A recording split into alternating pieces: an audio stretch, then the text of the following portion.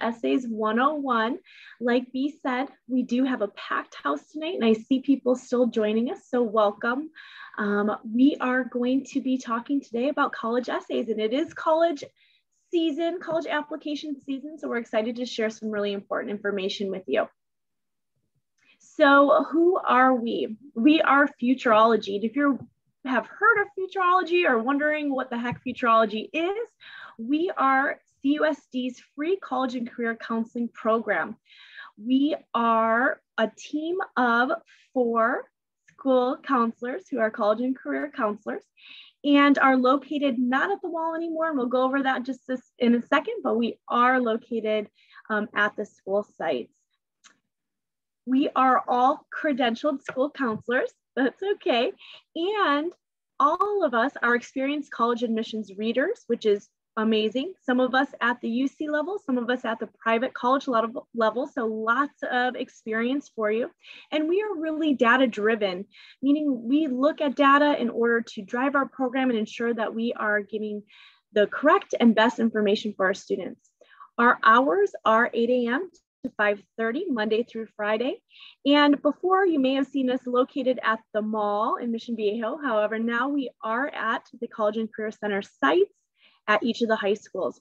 3 are open at Dana Hills, Capo Valley, and Aliso, and we will be opening 3 more college and career centers this fall. And so that's where you'll be able to find your Futureology counselor.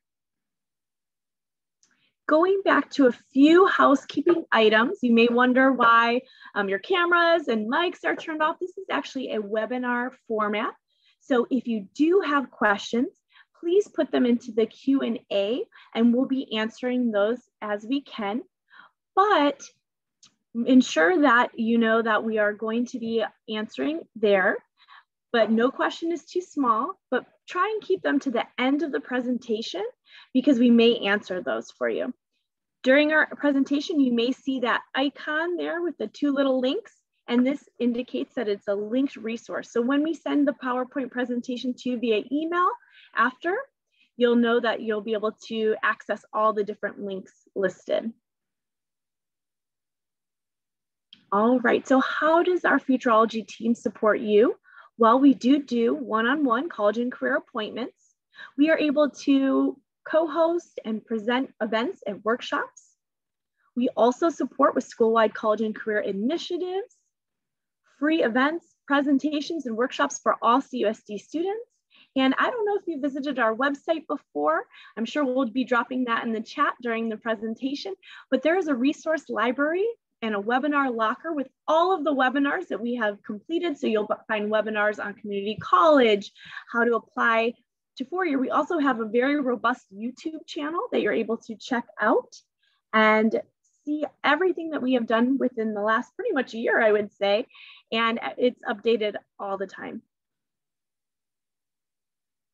All right, so let's go ahead and introduce ourselves and meet our Futureology team before I hand this off. My name is Erica Gardner. I'm the coordinator of college and career guidance for Capistrano Unified. We have Miss B, who is at Aliso Niguel High School. We have Miss Erica, who is split between San Clemente and Capo Valley. Miss Nicole, who is at Tesoro and Dana Hills. Miss Jessica, who is at San Juan Hills High School full-time. So this is our full team, and I'm going to hand it off to Miss B to go over our agenda for today. Thank you so much, Miss Gardner. Super excited to be with all of you tonight. I'm sure you are eager to talk all things college essay related. So this is the agenda for this evening so that you have a sense of what is in store. Okay, so we're going to talk about what a college essay is. Very simply, just defining what it is that you will be writing, right, over the next couple of months. We're going to discuss different types of college essays. We will be really focusing in on the UC personal insight questions in the common application essay this evening because it is very popular, and the majority of students who are in here are probably responding to either one or both of these essay prompts, right? We're going to go over some other essays that you might have in store for you as well, depending on the schools that you're applying to. We'll talk about some essay strategies, of course, and we're also going to go over a couple examples to give you a little bit more context and a little bit more experience in evaluating what a real college essay looks like and whether or not we think it adds value or not. So that'll be a fun game that we'll play later on. So let's go right into college essays 101, literally what they are. We need to understand their role in the evaluation process and what they are, okay? So what is a college essay? I like to think of college essays as personal statements. Personally, I think when you throw the word essay in there, it makes students feel this pressure to write something academic sounding, right? And it is certainly not that. Simply put, a college essay is a personal statement. It is a written response that admissions readers will use to help them understand you as they evaluate you for admission into their university. So it is a way for them to better understand you outside of who you are academically. Your grades will be reported on your application. They're going to see that. They know that about you already, right? So if you're a stellar student, they know it. Good for you. The essay is not a time to reiterate any of that or restate that. It is a time for you to share your own story in your own words. So it really is about shedding some more light on who you are so that these schools can better understand you within the context of your life. That is the goal. More on this to come. So what are the elements of a college essay, right? What are the things that should be part of a college essay? An essay, first and foremost, a personal statement or a college essay is about you. It's about the student applying to the school. It is not about anybody else. We are going to discuss this in more depth later on this evening, but it is very important that the primary element in this response is you. You are the main character and you are the person that they want to get to know. So this is an opportunity for students to possibly showcase a talent, right? Or a trait that they want to share, a character trait. It's a way for them to highlight possibly personal struggles or obstacles that they have overcome or are overcoming, right? It's an opportunity possibly for you to elaborate on a hobby or an activity that is meaningful to you. It is also possibly definitely an opportunity for you to be honest and vulnerable because they really do want to understand who you are and to hear your true voice. But essentially, right, you're going to get a prompt.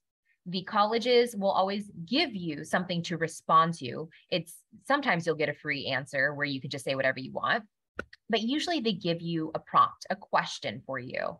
And the primary element of that response is for you to answer the question with examples, okay? So the personal statement is a series of you demonstrating the answer with examples from your life, from your experience. Examples are going to be a recurring theme throughout tonight. We want you to show, not tell. So the primary writing and the meat of your responses will always be in you showing them by giving them concrete examples of what it is you're trying to say. So if you're trying to say, I'm a really hard worker, you're not going to tell them you're a hard worker, right? You're going to show them you're a hard worker by detailing for them, you know, what a day looks like for you, that you get up at 4:30 a.m. to begin studying for AP Bio, right? That you've learned how to squeeze in meals at very specific times to align with your study schedule so that you could meet your goal of, you know, obtaining a certain grade or achieving a certain recognition in a particular subject. But the key is to describe and to explain and to show, not just to tell them the thing that you're trying to say that you are. More on this to come, okay? I know this is all kind of a very basic defining it, so we'll get into more detail in a second. So who uses a college essay? Not every college will require you to have a written response. Cal States, for example, require none of this. So if you're applying to a Cal State, you're off the hook for essays, okay? Because they don't require it. They don't evaluate you holistically like the UCs will, or like a lot of private universities will. So this takes me to who will actually use a college essay, and that would be the University of California system. That would be private universities. A lot of private universities will want to know a lot more about you.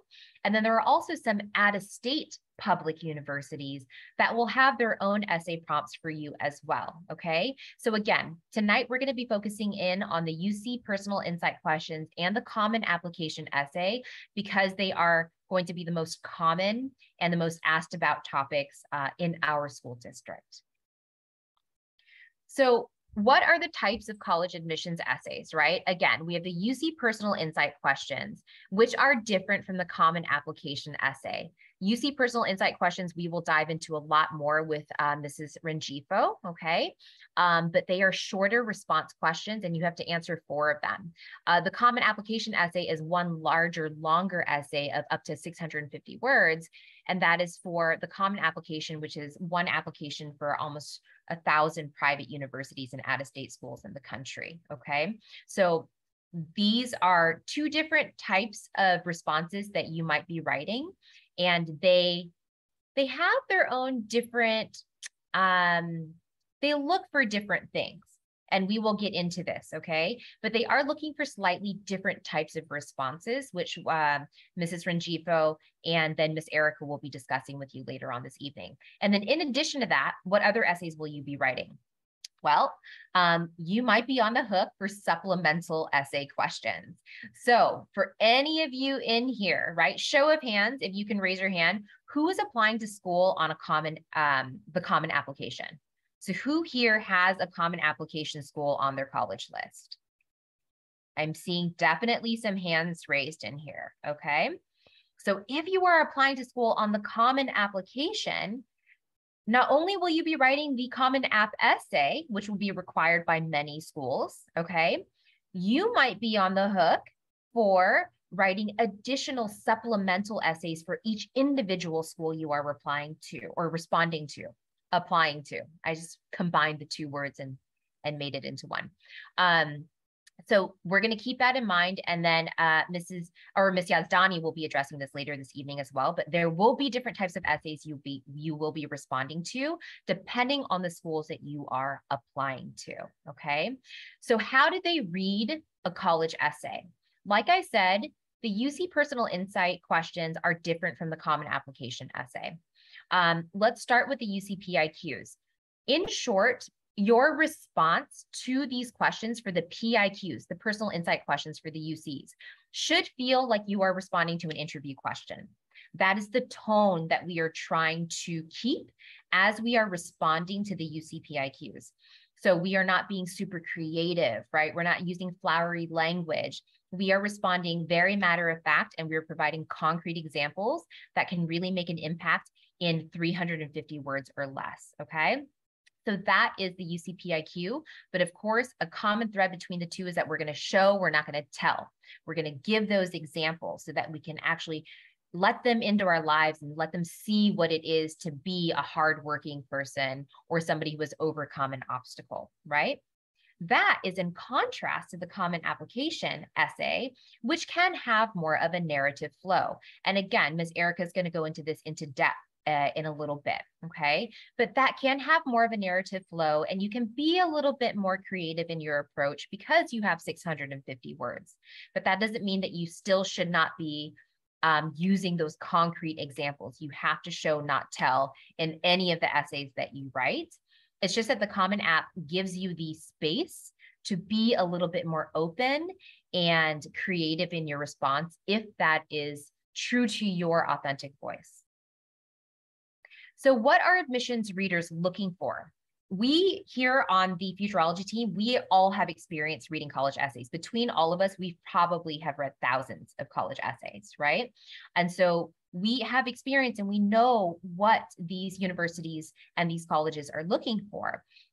We want to understand what students do and who they are outside of school. I mentioned this earlier, right? That's really important. We want to know you within the context of your life. We want to know your personal story. So this is your opportunity to share what has not been stated in your application anywhere. This is an opportunity for you to elaborate on an achievement or to tell them something that they really need to know about you that they can't tell from just looking at your grades. This is your opportunity to share that. They want to know what you can offer their university. So they are looking at how you overcome obstacles, right? How you approach problems, how you approach thinking, how you approach learning. All of your responses will give them some of these insights into your mind and into your motivations. And this will help them make a decision about whether they think you are a good fit for them or not. They want to make sure that you're going to succeed there and that you're the kind of student that would succeed at their school. And I've heard a lot of reps say simply that they just want to make sure that you're likable. You know, they want to know the kind of person you are. So we're going to do things like avoid talking negatively about other people, right? Slamming other people in your personal statements. More on this to come in our do's and don'ts section. But these are the types of things that they want to understand so that they can really make the argument for you that you should be admitted into their school when they might have to take this to the admissions team or committee if the school does that kind of a thing, okay? So keep that in mind as we dive into the nitty-gritty details. I'm gonna pass this off to Mrs. Rengifo to go over now the UC Personal Insight questions with you. So Mrs. Rengifo, it's all yours. All right, thank you. Good night, or hello everyone. Good night, I'm already getting ahead of myself. So the UC PlQs, Ms. B mentioned a little bit about them, but we're gonna go into way more detail so you feel super confident after this webinar, and you're gonna head on really strong. So when you are applying to the UC school, they are going to have personal insight questions, often referred to as PIQs. So you might hear that or see that written. So that's just their version of their essay. Within the UC app, there are 8 questions, and we will show you those in a moment that you can select from. The really neat part is you only have to choose 4.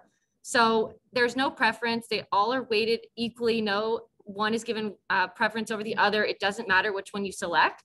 So whatever you feel like connected to, and you can respond and tell your story. And we'll talk about that in a moment. But just like a side note, some of the do's and don'ts, we have a pro tip for you all. When you are applying to the UC schools, each school is going to see the essay. So if you apply to one, they're going to see it. If you apply to all 9, they will see the same essay or PIQ. So if you are going to talk about UCLA being your dream school, but you also applied to Berkeley, they're going to see that. So make sure you do not single out any school just because everyone's going to read it. All right, so these are the PIQs that first-year applicants can respond to. So you see 8. They are all equal, so you can see them right here.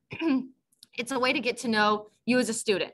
So first, you have described an example of your leadership experience in which you have positively influenced others, helped resolve disputes, or contributed to a group effort over time. The next, every person has a creative side, and it can be expressed in many ways: problem solving, original or innovative thinking, and artistically, to name a few. Describe how you express your creative side. Next, we have, what would you say is your greatest talent or skill, and how have you developed and demonstrated that talent over time?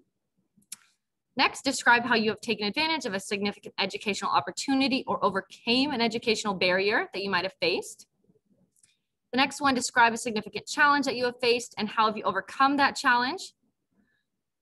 Think about an academic subject that inspires you. So how have you further your education outside of the traditional classroom setting? Next, what have you done to make your school or community a better place? So all those activities and awards, things like that, that might be a great way to address that question. And then the last one, beyond what you've already shared in your application, what do you believe that makes you stand out as a strong candidate for the admissions to the University of California? So it's pretty open-ended. All right, so when you're selecting your 4, these are some things to keep in mind. So make sure you read all 8.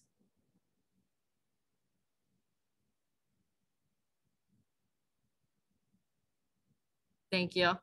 So make sure you actually read all 8 because you want to address the ones you feel most connected to.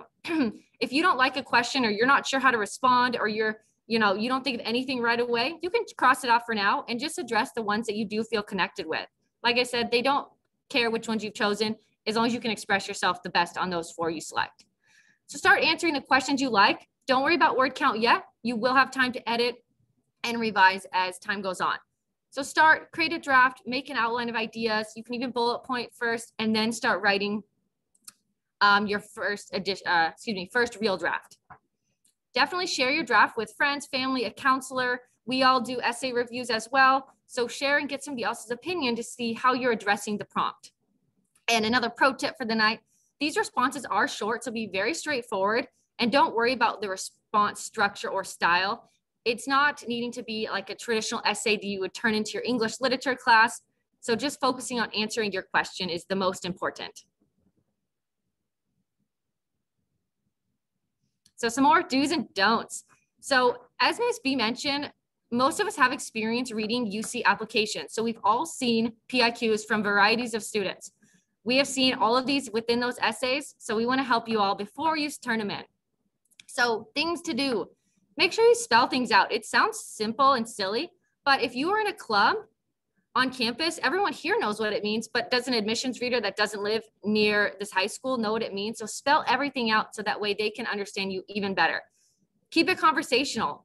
You are talking to somebody. Give them, it should feel like a conversation when you're writing. So keep it conversational. Keep it simple, keep it clean, and keep it professional as well. Remember, if something negative happened in your life, you can talk about it, but we want to keep it professional throughout that PIQ. And then don't do this. So the creative writing aspect, you want to make your writing sound great, but it's not a literary novel that you need to turn in through your English class. So it is short and sweet. You don't need to philosophize or have titles or any flowery language and literary elements, storytelling, or jokes or sarcasm, because you want to be able to get your point across in a short amount of time. You will come to see that 350 words goes by very quickly.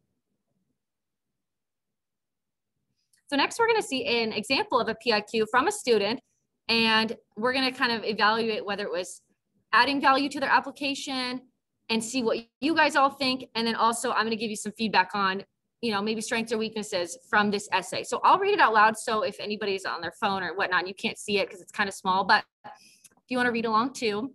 So they address the creative side question. So everyone has a creative side. It can be expressed in many ways: problem solving, original or innovative thinking, and artistically, to name a few. Describe how you express your creative side. So welcome to my Zen garden. It was during the pandemic that emerged. School and COVID were putting a lot of stress on me. I knew I had to find a way to relieve this tension. I love being close to nature, yet every day I walked out into my backyard to see a brown hill of dirt and a large pine trees and wild overgrown rosemary bushes. Listening to my yoga teacher lecture about mindfulness, an idea sparked in my mind, and I decided to make a change to my garden. Summertime had come, and every day I went out and cleared the hill little by little. Feeling creative, I decided to trim the rosemary bushes first. I cut and I cut and I cut, and I ended up with a peculiar bonsai tree. They were perfect. Over time, I added artificial grass and put trails of pebbles on the hill. I built a bamboo fountain with my dad and put up plants and cactuses of all shapes and sizes. Finally, I stepped back and took a look. The dirt hill was transformed into a Zen oasis. The process of creating from scratch gave me a different feeling. It was simple, yet it was pure. I felt accomplished and happy. The soft stream of sunlight upon the white pebbles and the sound of the trickling water running through the bamboo fountain gave me a peaceful yet warm space for myself. In my garden, no one judged me or put more pressure on me. From my desk, I could see the space of tranquility. Every time I felt stressed in my classes, I looked out and was able to take a break and calm down from the workload. My garden allowed me to clear my mind and just concentrate on the present moment. I felt fresh, became calm, and focused again. My dream in the future is to become a doctor, and I knew with the long road ahead of me, there was a lot of hard work and determination along with happy and stressful moments, but perhaps the secret garden would become my key to my success. All right, so we're gonna share a poll. What do you think about this this PIQ? Do you think it added value to a student's application, or do you think it's a missed opportunity? And when we say that added value, do you think we can understand who the student is, understand their personality, Or do you think they didn't do a good job of describing why they should be a good candidate and a little bit about them and their background? Results are coming in. Thank you so much for responding, everybody. Kind of 50-50 on the mark. You guys are tough. All right. Give it a few more seconds. Pull up. Yeah, 5 more seconds. Make your final decisions, people. 5, 4, 3, 2, and 1. Ending poll, sharing results. All right. So pretty split down the middle, but a little bit more on missed opportunity. So 52% versus 48% adding value to their application. The one thing to remember too is this piece of writing, when we read the application or when somebody's reviewing it, they're going to use this in conjunction with all of your other components of your application. So they are seeing other parts of your grades, activities, etc. So this is just one factor. So when I was looking through this, I was kind of the lens of an admissions reader. Some things I wrote down and I want to share with you all on things that I thought they did well and, you know, things that I can share with you. So one of the things I noticed is they didn't restate any of their grades or activities that they listed on their application. So a lot of times students want to reiterate their high GPA or all the AP classes that they've taken, but we can see that on the other part of your application. So they did not restate something and they gave us an opportunity to learn about something new, which is key. You want to add value, add more information that I can't see just from your GPA or your grades. So that was one really good point. I thought it was nice that they connected with their future career a little bit, but they didn't rely too much on talking about medical school or being a doctor. They focused on, you know, their personality and how they felt stressed and things like that and how they did something about it. But they did mention how opening up this, you know, activity, the garden or gardening allowed them to feel less stress, which obviously is going to connect to going through med school and becoming a doctor because your life will be a little bit stressful during that process. Some of the some of the topics in the prompt talking about problem solving and critical thinking and innovative thinking. How are you connecting to your creative side? I thought they gave some good concrete examples of problem solving / being innovative or their creative side by talking about this garden and talking about how they added things, changed it, made it look better. So definitely problem solving or innovative. And then lastly, they kept it conversational. It felt like I was having a conversation with the student and they were just telling me about what they did yesterday. So I felt it was very conversational, yet they did address the prompt. So they kept it short and sweet, but it was still focused enough where I felt that they addressed the prompt adequately in a short amount of time.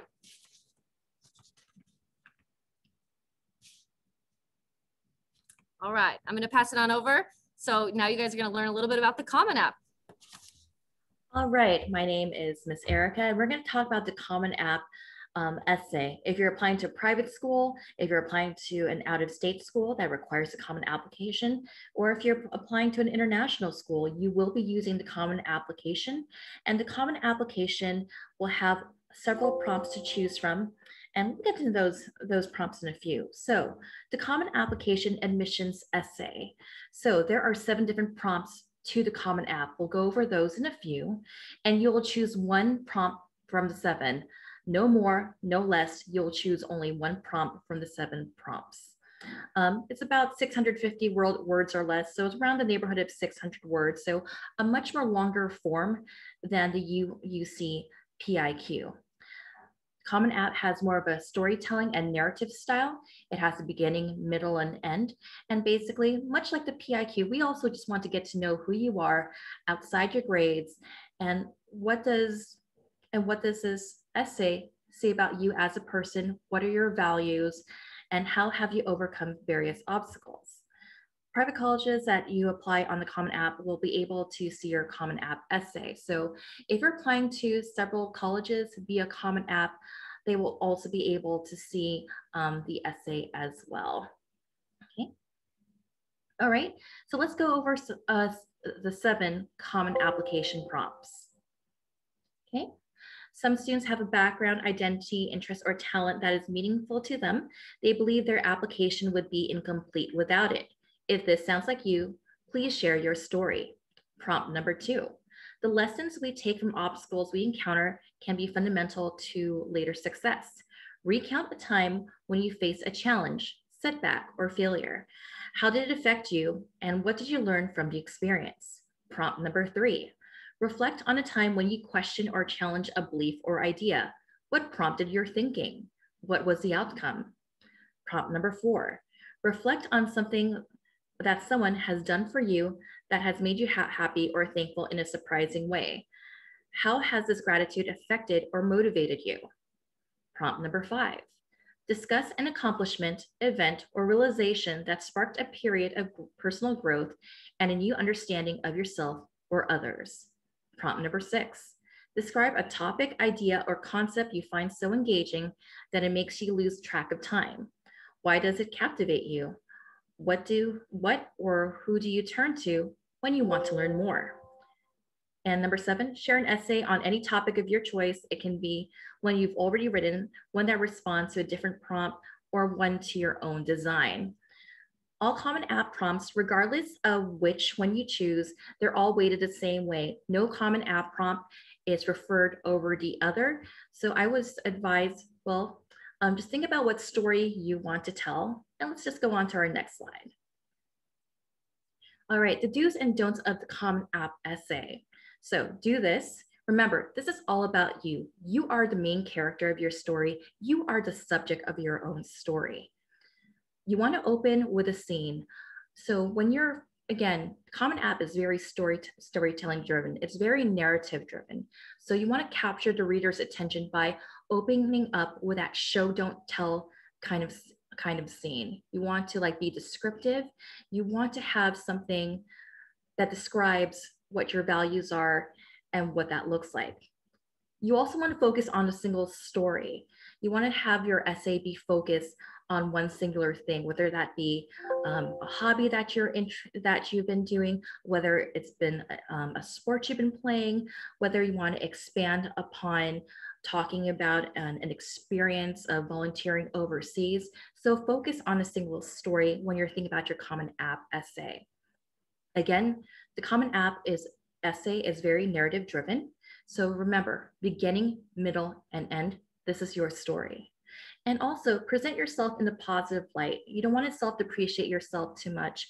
You also don't want to have this be an entire sob story about yourself. You want to present yourself in a positive light, how you've overcome much adversity, how you've overcome various obstacles in your life. You want to give a message of hope towards the end of your Common App essay, if that is the angle that you choose to go to. And you also want to just brainstorm your story, brainstorm the topics you want to talk about before you choose your prompt. So I would recommend, if you have not started your Common App essay, think about something you want to say about yourself. Maybe it's a unique trait. Maybe it's something you did over the summer that was very special to you. Maybe you want to discuss about your role in your family. It can be anything, really, that says something about you, and see where that story fits in with the prompts. Okay, let's go over the don'ts of the Common App essay. You don't want to focus about writing homages to other people. This essay is about you. Yes, you can talk about influential people in your life and how they have perhaps influenced you, but we're not admitting your inspirational grandpa to our university. We want to hear about you. Don't consult a thesaurus. Yes, we do like reading Common App essays. I used to read for Stoke University, so we were also Common App school. Yes, we do like to read essays that really are show, not tell. But when you start relying on a thesaurus, when you're starting to rely on big words, SAT words, to tell your story, but that's not really your voice, it becomes very inauthentic. So when we talk about show, don't tell, we also want to make sure that's also authentic to your voice as well. Also, we in admissions highly discourage hiring ghostwriters, hiring someone else to write the essay for you. These are your own words. And if the university finds out that you have hired a ghostwriter to write your essay, be it the UC PlQs, Common App, etc., that can also perhaps rescind your admission to the university, rescind your application. And you also don't want to use cliched language. We'll go further on what is cliched language in the next slide. And I would just like to add that as admissions readers, you will know quickly if an adult has written your personal statement or somebody else has. It's usually quite evident to us when we read them that a student has not written it. So bear that in mind as you kind of jump into the writing process. Okay. All right, so we want to also avoid cliche. So what does cliche language look like? Cliche language includes, I need to be true to myself. Time heals all wounds. Every cloud has a silver lining. Good things come to those who wait. I learn more from them than they did from me. Win some, you lose some. Little did I know. So these are common, predictable, overused language. These are platitudes you want to avoid when you're writing your Common App essay. So these are just kind of like just some tips on what to avoid when you're writing your Common App essay. Okay, next. All right, let's go through a common application essay example. I'll go ahead and read through this much like Nicole. And you're gonna tell me in the poll whether or not you feel this adds value or this needs a little bit more work. Maybe this is a working draft we're looking at here. Unfortunately, we didn't know what prompt that they were responding to, so let's just do our best here. And I'll go ahead and read. And just for reference, this goes between 2 slides, so you can follow along as I read. It was a dark winter night as the train lurched onto Milan Station. Tensions remained high as thoughts of the war rushed through my mind of my grandfather. The lights dim as rain dribbled down the glass pane. The only thing that separated him from the distant fires and pulsating explosions that rocked the night sky. Suddenly, sirens blared as the rush of planes could be heard from the distance.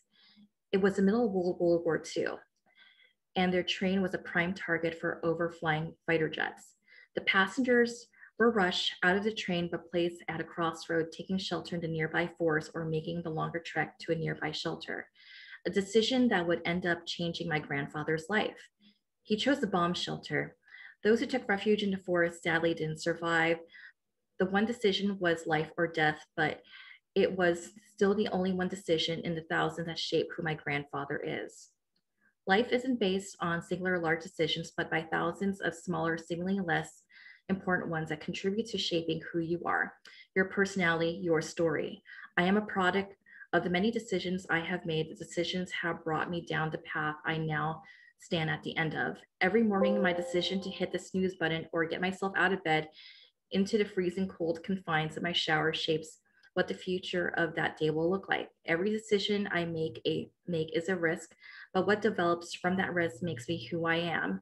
The decision to play soccer instead of basketball, or even watch Super Bowl XLIX, which made me a Patriots fan instead of studying for my test that shaped what I turned out to be. Soccer became a piece of my life and gave me something special to cherish with all the memories it left with me. Watching the Super Bowl with my family created a tradition of stuffing our faces in front of the TV during our family Super Bowl party. My choice to volunteer for Miracles for Kids Foundation showed me the troubles and struggles of some people in society, but brought me new friends in the process. It gave me the goal and desire to help the children and any more in the same position. Every decision I have made has cultivated the future of my journey and shaped my personality. My choice to enroll in Chinese school opened up me to a new, next slide, community, but also brought hardships along the way. Every Sunday class, I loathed to walk up the steps to my classroom where I could feel the beady eyes of the other children calling down my skin. I was the only one there with no Asian features, and the teachers would call on me to answer questions that I didn't know. I felt used as an example of what not to be. Yet it was a decision that showed me the world in a new light and taught me to embrace challenges. No matter how I felt, my brother struggled more, but this gave me the drive to work hard, not for me, but to let my brother know he wasn't alone and we would get through it together. I believe that I had made the worst decision of my life, but I now understand that it helped build my character. If I were ever sent to China, I would understand the culture and be able to have good time. Not something everyone can say. Every decision can have multiple outcomes, but those that I made what gave my life purpose and direction. It shaped who I am and will continue to decide who I will become. But for now, I am an Italian born in the US who can speak Chinese, play soccer, and likes the Patriots. Okay, so if we can have the poll up. And if I can get, all right, so let's just take a look at the results here.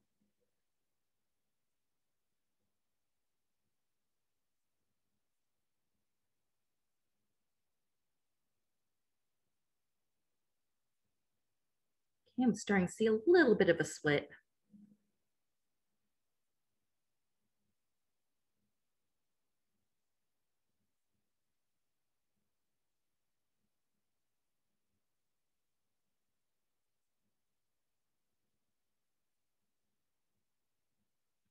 Okay, I think we can end polling. So we have about, a lot of you voted missed opportunity. I would also say the same thing as well. When I was reading through this essay through the first time, yes, it did have a very interesting opening and I was wondering where it was leading us to. But once I got more into the essay, it just seemed to be like, okay, where's the focus here? And I just kind of feel like there wasn't really a true beginning, middle, and end. And how does the opening paragraph tie into the overall essay? If I can also have some opinions from the Futurology team, what were also your initial thoughts on this essay? Yeah, so one thing I do like about this response. I agree that it's a missed opportunity. One thing I like about it is the student's tone. I think it's a nice tone. I feel like the student is talking to me, and I love that feeling of having a student in front of me. So I really appreciate that about the tone of the response. But it lacked direction. It spent way too much time talking and scene setting about grandpa in the beginning. And I feel like all of the examples that the student gave, right? I think they were trying to show multiple examples of like how little decisions led to something, right? I feel like if the student could have just elaborated on one of those experiences or two of them, I think it would have been more impactful. For example, the student going to Chinese school and not being Chinese, it's very interesting to me. I would have loved to learn more about why they decided to do that, and the process of getting through it and learning from it would have been a really compelling response in my mind. But that was just a small little kind of sentence, a small little detail, right? And I found that to be a total missed opportunity. I also think the mentioning of the brother was confusing because I had no idea why that was thrown in there. There was no context of why that was a struggle or what they had gone through together. And so that felt very misplaced to me. But I think all of us, generally, a lot of us are on the same page in that it is a missed opportunity, because I feel like there could have been a lot more elaboration and detail given about any one of these particular things to make it a way more impactful response. But I do like the tone. I think it's a good tone. Anyone else on the Futurology theme have their 2 cents they would like to share? Sure, I'll share. So I kind of agreed with Miss B. I thought it felt like a nice tone, like, you know, when they're describing the different events, I felt like kind of captivated what they're going to say and like what's next kind of. But I felt once it was finished, a little disjointed on what was the most impactful. So they did kind of go in multiple different directions. So I think if they narrowed it down to maybe 1 or 2 of their kind of examples, or focus more so on one of them, they could describe their life, not how they overcame something a little bit more. But yeah, a little disjointed, but overall, I thought it was a good beginning. But if they were focused, I think that would have been the biggest difference. Yeah, absolutely. Thank you so much, team, for sharing your insight on this common application example. So again, our takeaway from this one is stay focused, stay coherent, add context. And if you're going to start off your essay with a very impactful, a very show not tell opening paragraph, definitely tie it in to what you're trying to talk about. Because I think if I were looking at this as the working draft, I would suggest to the student to stay focused on one topic. And like what Ms. Nguyen said, learning about like how the student got into Chinese school and learning Chinese, I think that would have been a very interesting topic to write about 600 words or so on. All right, next slide.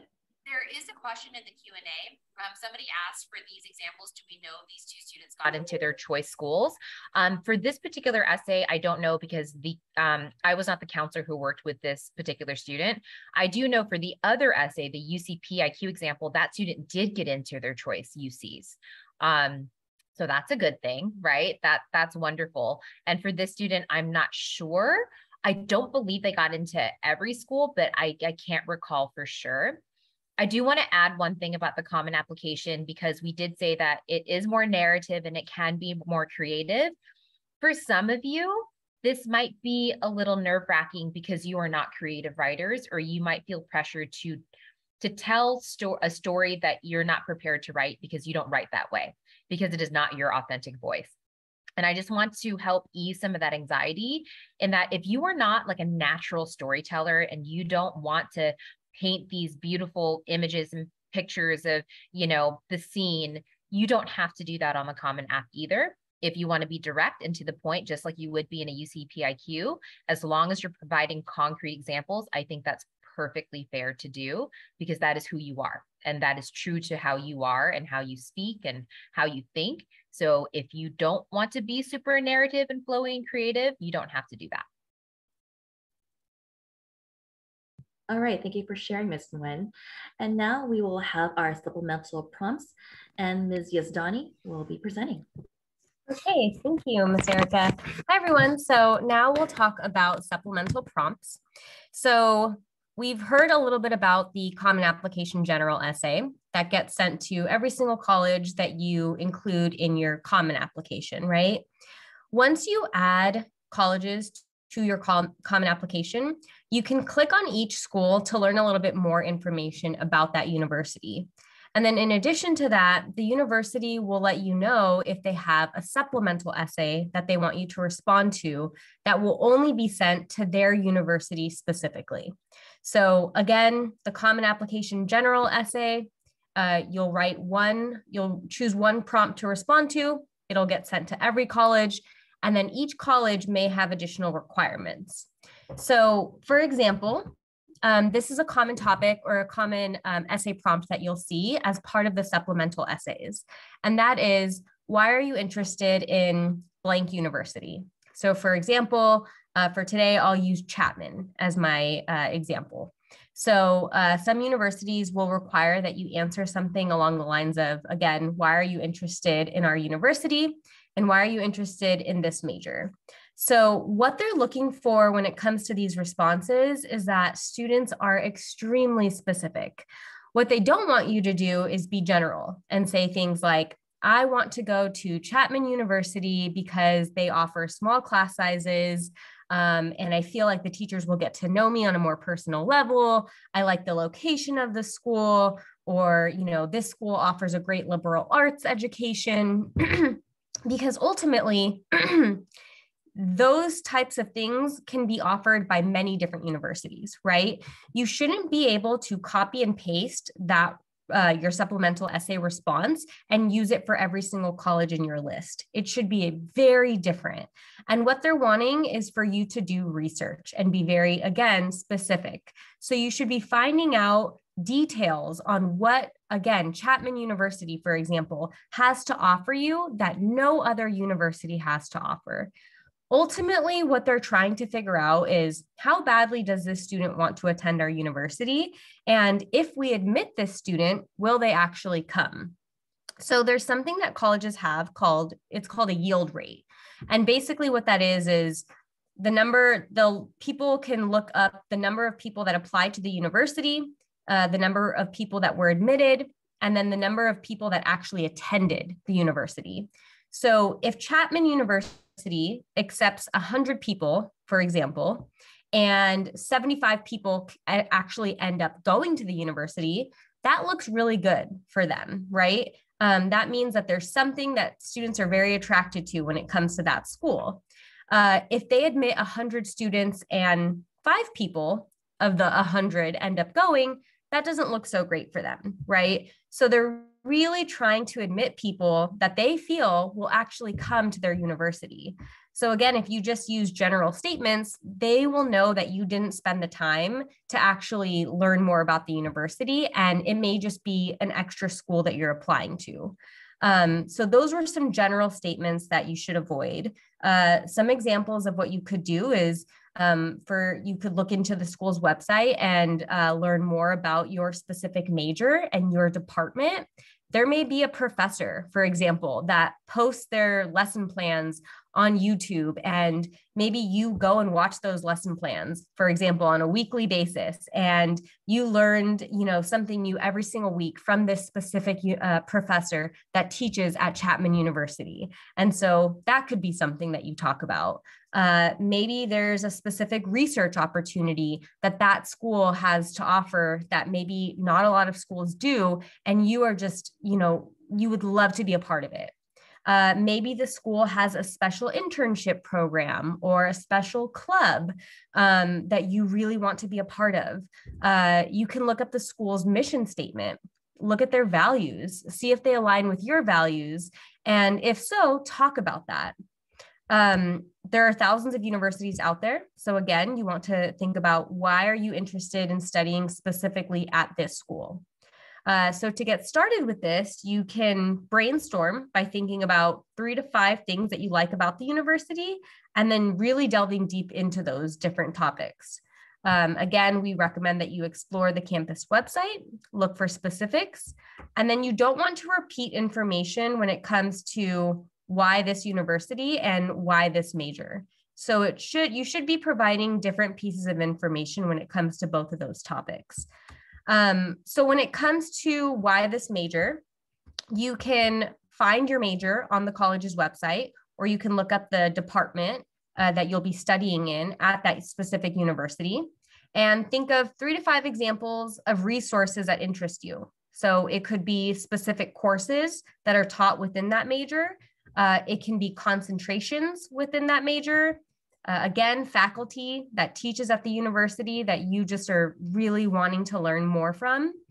Internship opportunities within your major, specific study abroad opportunities, maybe even specific student groups that that students have developed within your major that you would love to be a part of.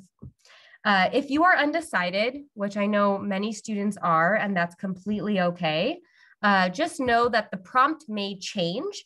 So if it asks you, what are you planning on majoring in and why, or why do you want to major in psychology, for example, at this specific university? If you choose that you're undecided, the prompt may change, or there may be a different prompt for you. And if that's the case, it's typically will say, okay, you're undecided, that's totally fine. Please talk about, 1 to 3 academic areas that are of interest to you, and why and how do you want to explore these interests? Both, how do you explore these interests? I mean, both inside and outside of the classroom. If you do choose a specific major, again, you want to talk about opportunities within that major at the university that interests you.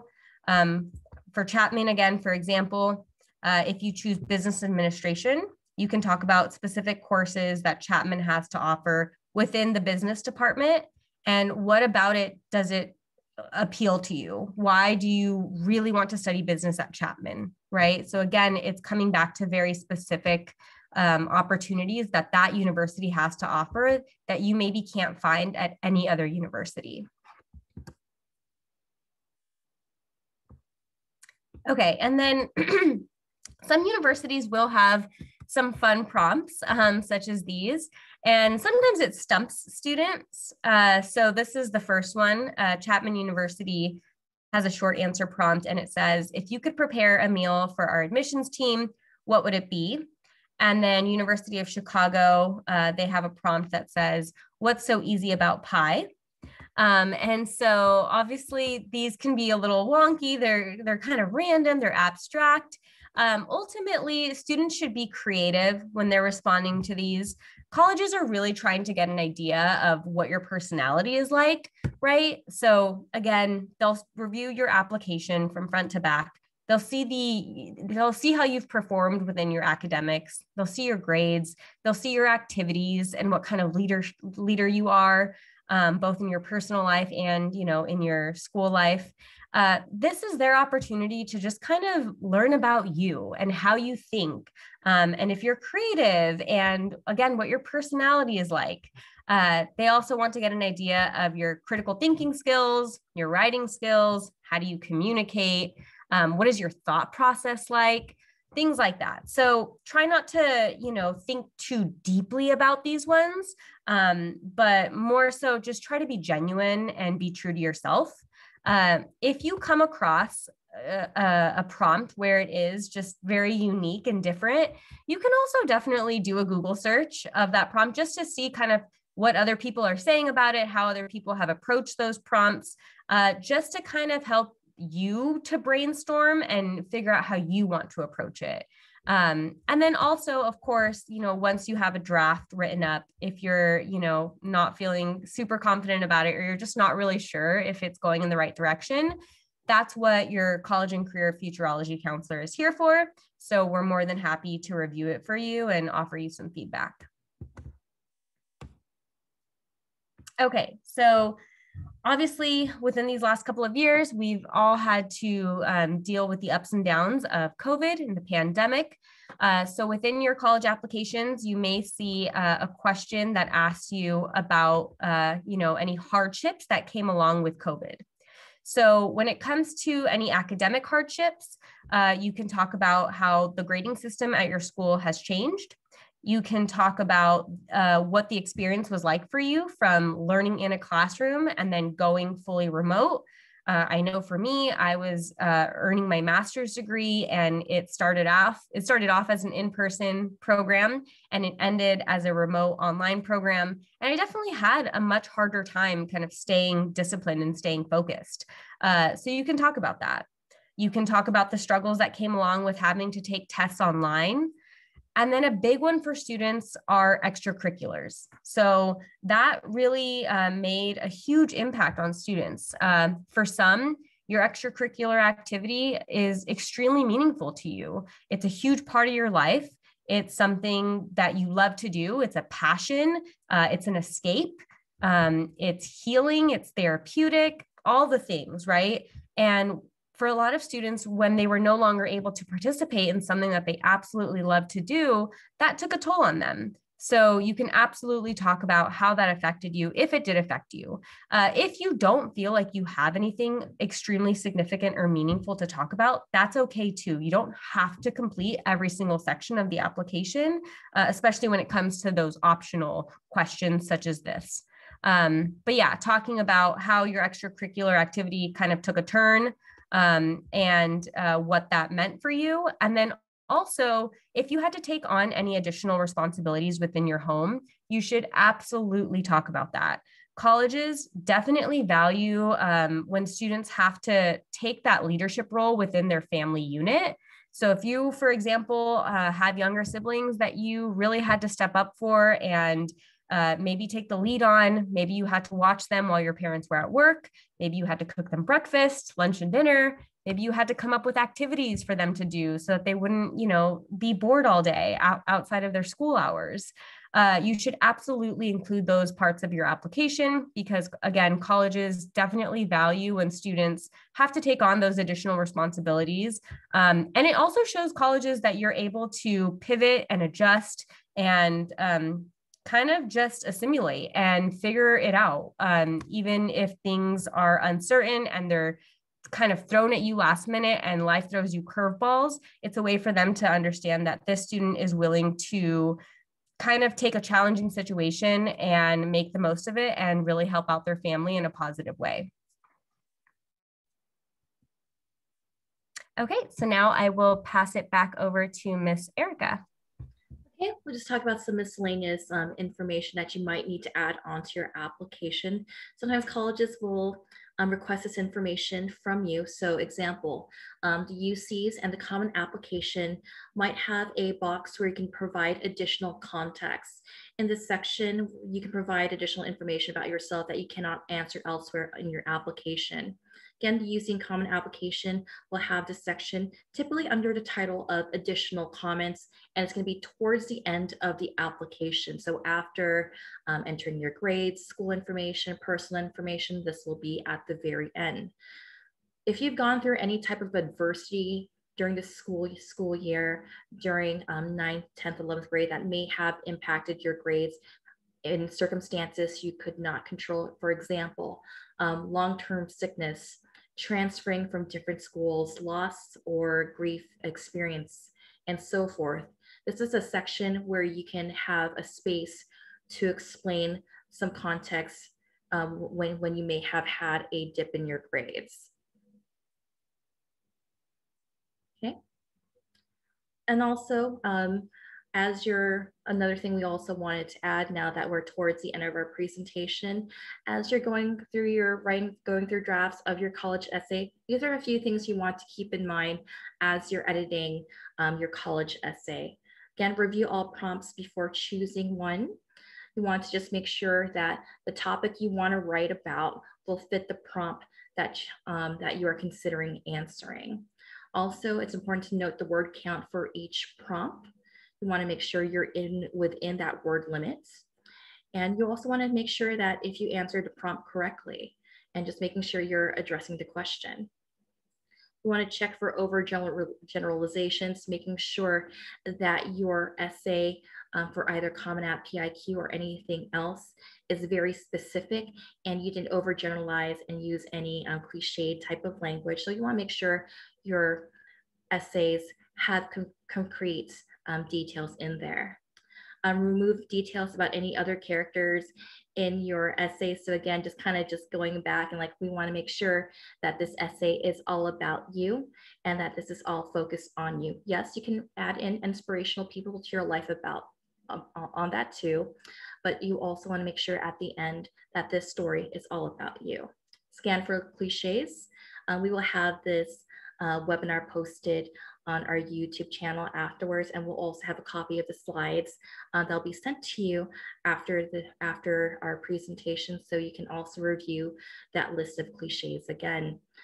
Check your values, making sure yes, this essay, Common App, be it PlQ or Common App, does say something about you. And also, don't over edit and self-censor yourself. You want to keep it to your authentic voice. So don't overthink too hard. And it's important not to keep silent about who you are. And you want to make sure that you're presenting your most authentic self on the essay. Okay. All right. I got some resources to share with you all. So some resources that we recommend here at Futurology, College Essay Guy. He has a ton of free resources on his website. So again, the slides will be distributed to you all, and you can click on this link and you can visit his website. And there are a ton of tutorials, brainstorming tutorials on his website where you can get started on writing your essay. We also have our UC PlQ worksheet. You can use this to get started with the UC PlQs.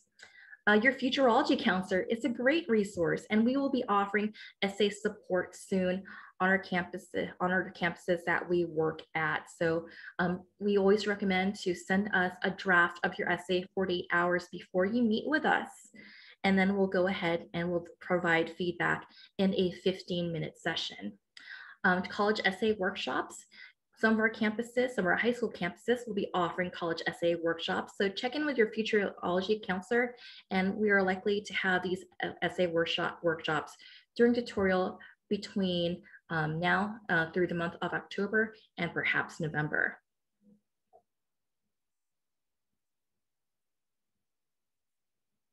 Okay, and I would also like to just plug some of our upcoming events.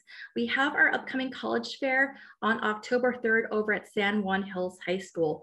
We recommend when you register to pick a reservation time so that you may be able to enter into our college fair. What I'll do is I'll drop the link in the chat so you know where to find these events and you know where to register for these events. Our college fair will also be followed by 2 days of online webinars from college reps. We'll have topics on Western undergraduate exchange, UC admissions, and more. I'm very excited because this is our first college fair that we have in person since the pandemic. So I'm very excited to be back in person, and we'll have over 100 colleges and universities present. And if you're curious who those colleges and universities are, you can always check back on our website to see a full listing of who will be present. And we got a great mix of colleges. All right, and our next webinar for that we would recommend for our senior students is our Understanding the Cost of College online webinar. And we will be partnering, excuse me, we will be partnering with an organization for this webinar, and we will be talking about financial aid, scholarships, and more on this webinar. And you can visit the link that I dropped in the chat to register for this webinar. Okay, next. All right. So this about concludes our session on College Admissions Essays 101. And this is a chance for you to also ask questions. So if you have any questions, please drop them in the Q&A, and our Futurology team will be more than happy to answer them live. Okay, question from Esmeralda. Thank you for that. There isn't a way to apply early to the UC schools, right? Correct. UCs do not have early action. You just need to submit by the November 30th deadline. The UCs will not evaluate your application until after the November 30th deadline. So no need to feel like you have to submit your application ASAP, right? The filing window for the UCs is October 1st through November 30th, but there's no rush, okay? So take time to craft those PIQs, to work on crafting the descriptions for your activities and awards on the UC application as well. Also very important. Take your time, because there is no, there's no necessary benefit to submitting your application early, other than it's off your plate, which is great. So if you could do that, wonderful, but it's not like it's going to be reviewed first or anything like that.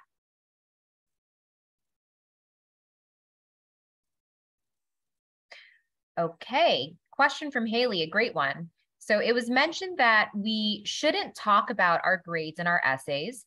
However, the second part of question number 5 for the UC PIQs asks about how this challenge affected your academic achievement. Is it okay to talk about them in that PIQ? Absolutely yes, because that prompt actually does kind of address, academic obstacles. And so yes, in that case, it is perfectly acceptable for you to talk about your academic performance and how it was impacted.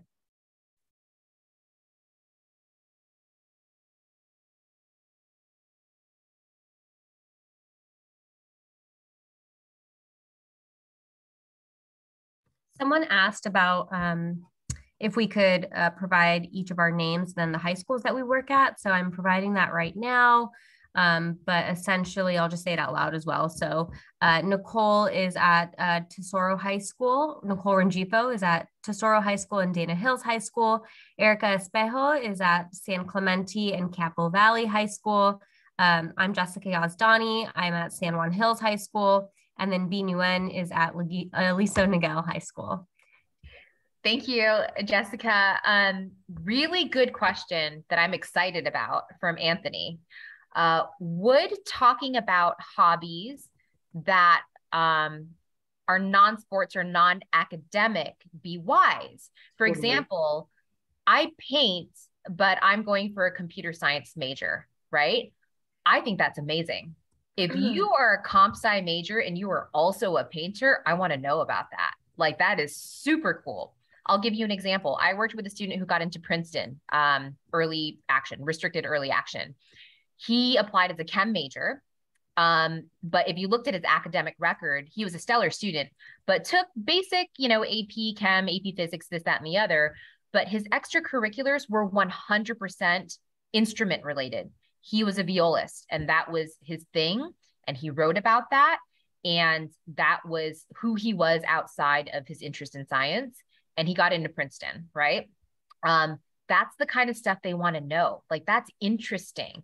And some schools are looking for diversity within their department. So if you are a painter who is also pursuing a STEM major, I think that's completely relevant, and you should be writing about that if it's a big part of who you are. Can I chime into that question? I wanted to answer it too, but Ms. B kind of addressed everything, but I wanted to add one thing.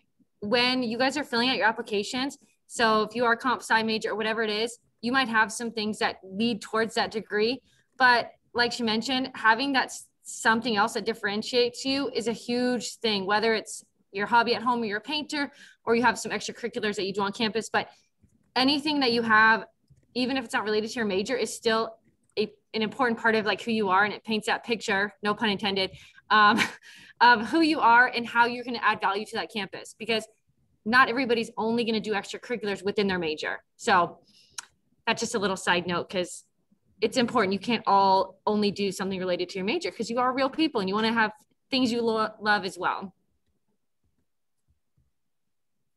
Lots of questions. Yeah, let me answer Thomas's question here. Would it be okay to ask a teacher to review the essay, or is this not a good idea? If there's a teacher that you can trust to review your essay, I would definitely recommend it. It's always important to have different eyes on your essay so they can also give you different pieces of feedback.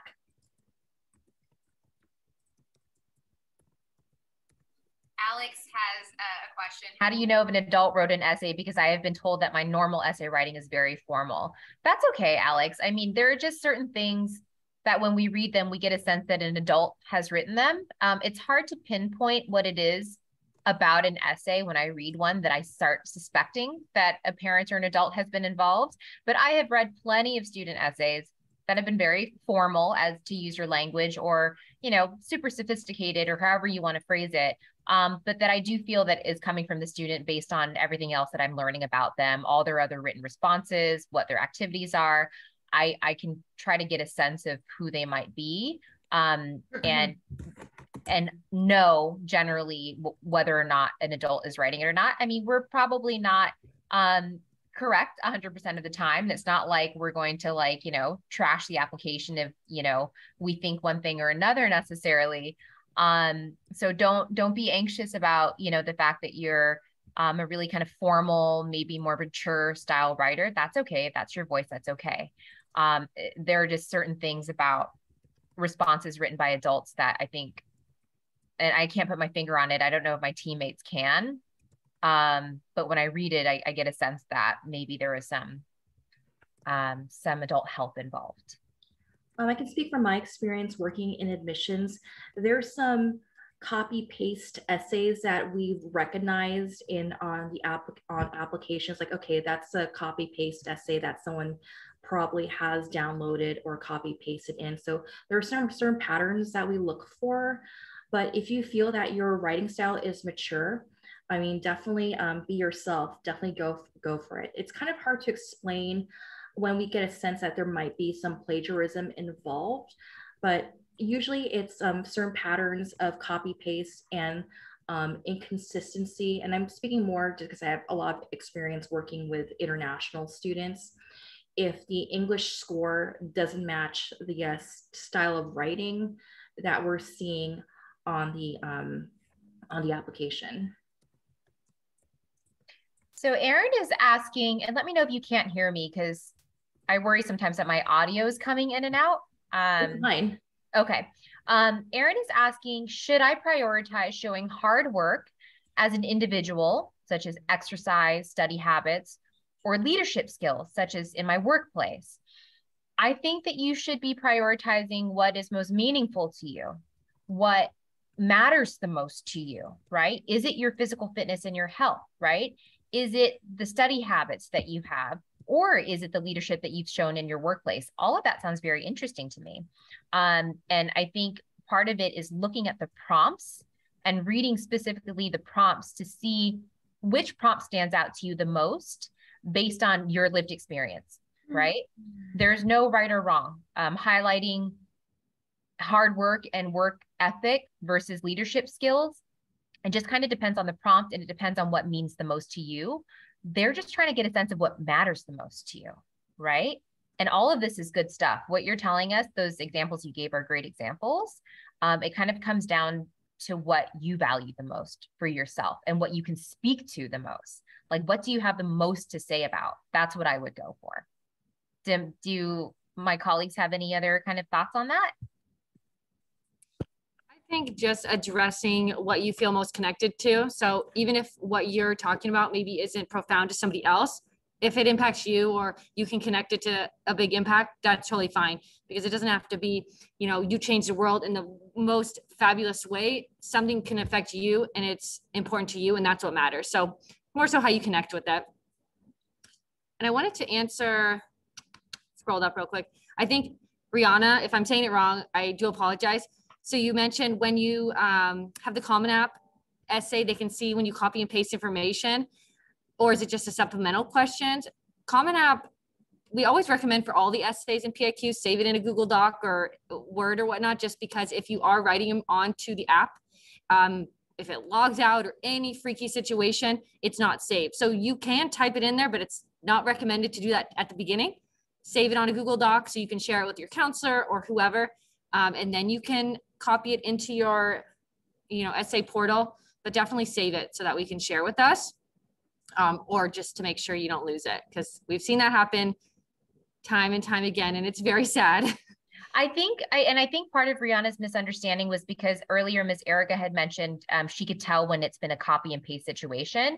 And I think she meant copying and pasting from like an internet essay, right? Like she can tell when an essay has been like copied from literally Google. That's what we meant. The Common App readers, people using the Common App do not know if this content hasn't actually pasted into the box. So don't worry about that. So you should be writing your responses on a Google Doc or a Word doc and pasting your responses in. Miss Erica was referring to copy and pasting in the context of plagiarizing. Don't steal somebody else's idea. Exactly. And also within the context, if, for example, for the supplemental essay, like, why are you interested in attending this university? We know in admissions, if our university name can be easily replaced. So again, it's being very specific to that university, not like saying, like as Ms. Yazdani said earlier, small classes, personalized attention. You want to be specific in those responses and not have the university name being copied and pasted and being able to exchange with different universities. Hopefully that makes sense.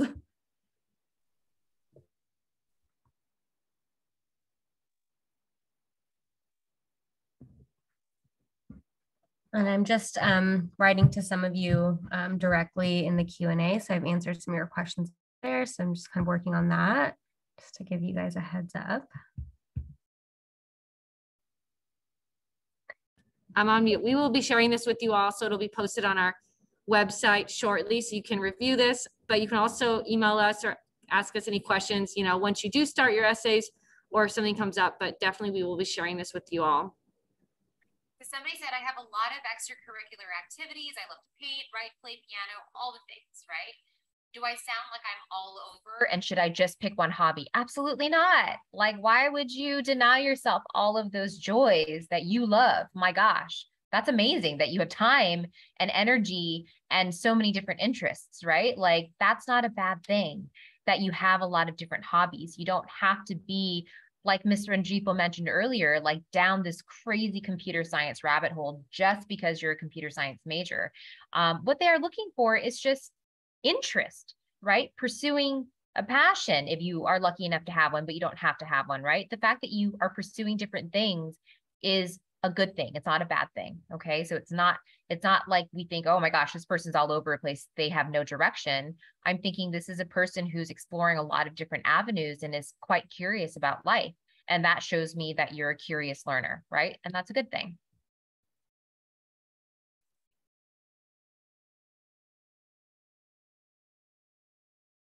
Somebody asked about majors, right? And when you have to decide a major by. That's a big question. I'll tell you this right now. It is September 14th, 2022, and applications are due between November and January.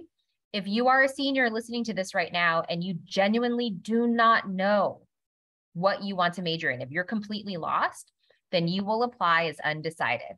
That is my advice to you as a counselor. 80% of students applying to colleges in this country are undecided when they apply. That is the norm, okay? You are not expected to choose your entire life's path at this point in the game if you don't know what you want to do, okay?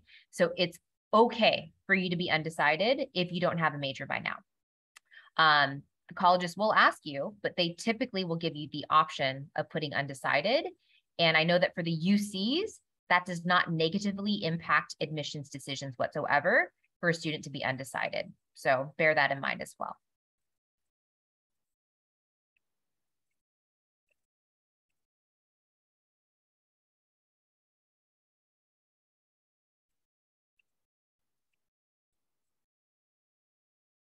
Okay, Josh asked if you should submit your essays to us all at once for help or when you finish each of them. Please, we can only review up to 2 prompts at a time. So please do not send us a gajillion essays. And the turnaround, I have to add, okay?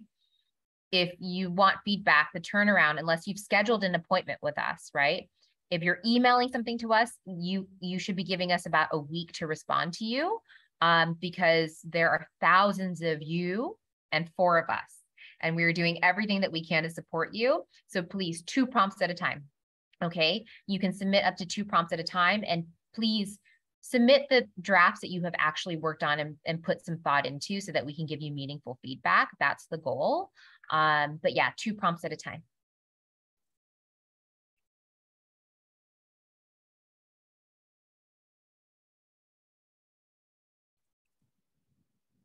Someone asked about the CSU application. We didn't mention a lot about that tonight because they don't require essays, which is super nice.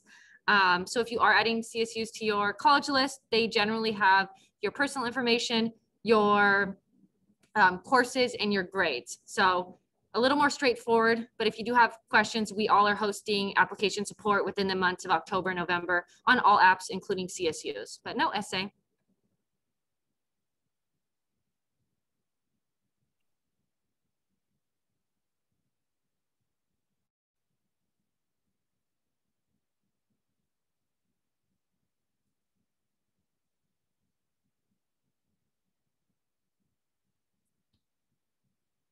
Someone's wanting to know about the UC apps and the timeline. When should you have your drafts done, in our opinion? So the applications, you can start them currently, but you can submit later in October/November. It's probably a good idea to have them done sometime by mid-November. So if you do have any additional questions or something else comes to mind, that way you still have a few weeks before that November 30th deadline. Definitely the earlier the better. So don't wait until the end, but if you have your essays first draft done maybe in the next few weeks or early October, then by early November, you have your official draft.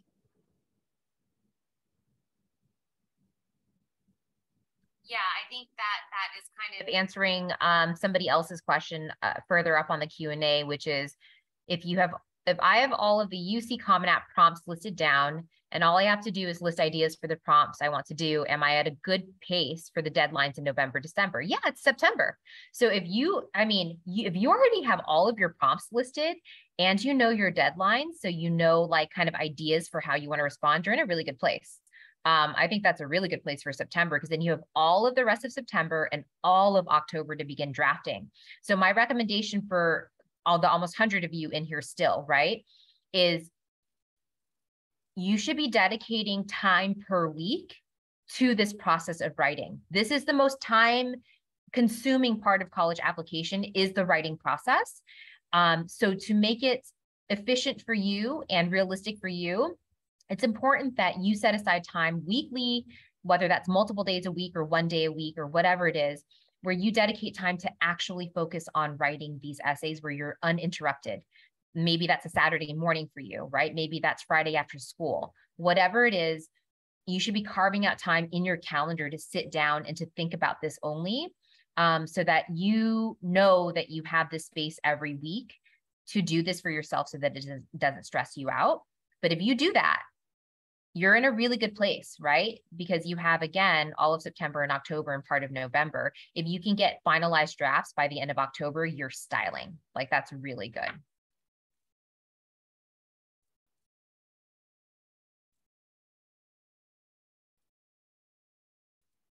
So Kiana has a question about majors. If my intended major seems like a stretch, should I apply as undeclared?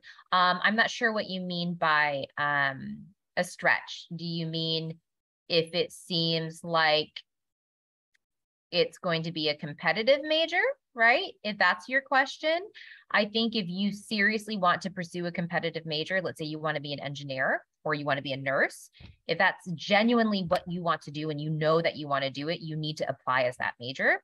Because if you don't get in as that major, it's going to be very difficult to switch into the major later on for those impacted majors, which is generally going to be engineering and nursing. Okay, those are the two biggest ones. And depending on the school, it might be something like business or computer science, right? But generally engineering and nursing are the top ones. So that's what you mean. I think if you really know what you want to do and it's that thing, it's that major, you need to declare that on your application. But if you're genuinely like not sure and you're kind of like, I don't know, then be undeclared.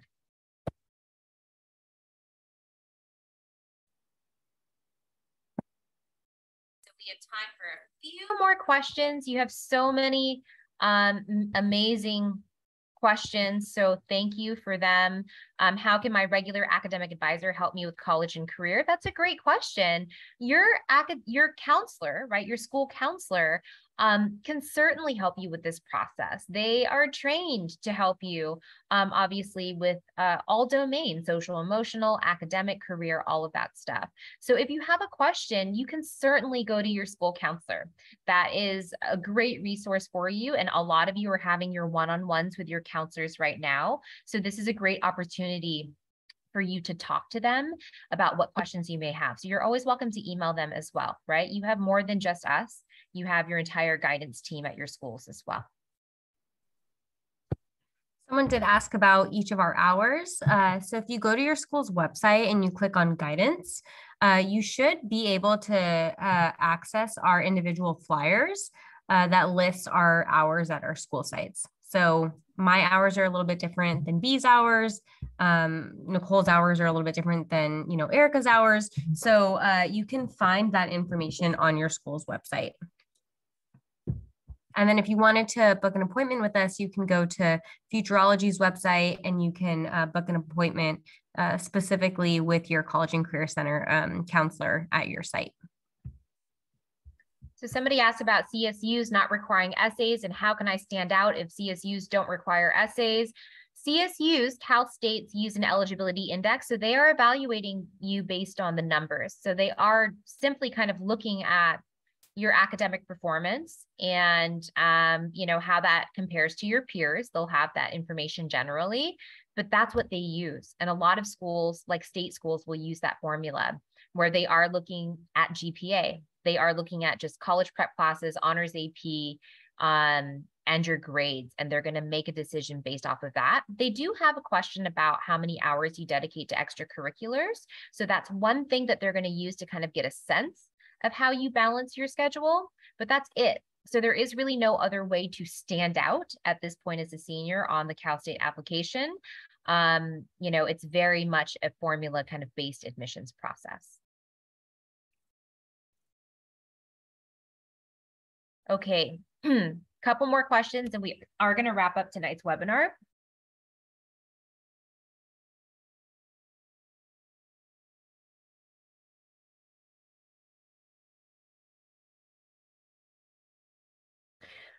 We have a lot of questions about majors, excuse me. And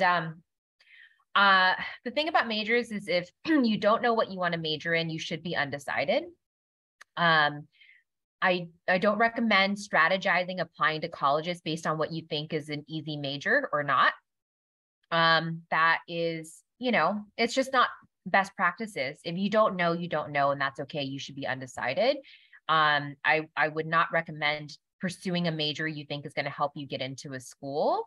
That's a tiny factor. And usually for a lot of schools, it doesn't even matter in the admissions process what your major is. For the UCs, most of the time, your major is not factored into the decision-making process, for example, right? So we want to keep that in mind as well. I think you have to be true to where you are right now as far as your interests and goals are. And if you don't know, then put undecided.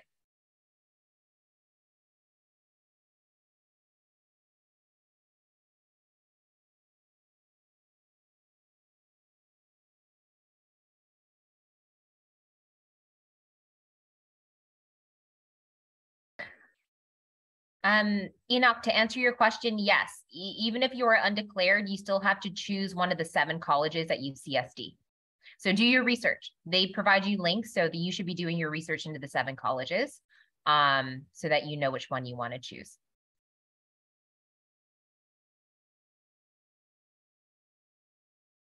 Okay, my friends, we have come to the conclusion of tonight's webinar. Thank you for staying back with us, all of you.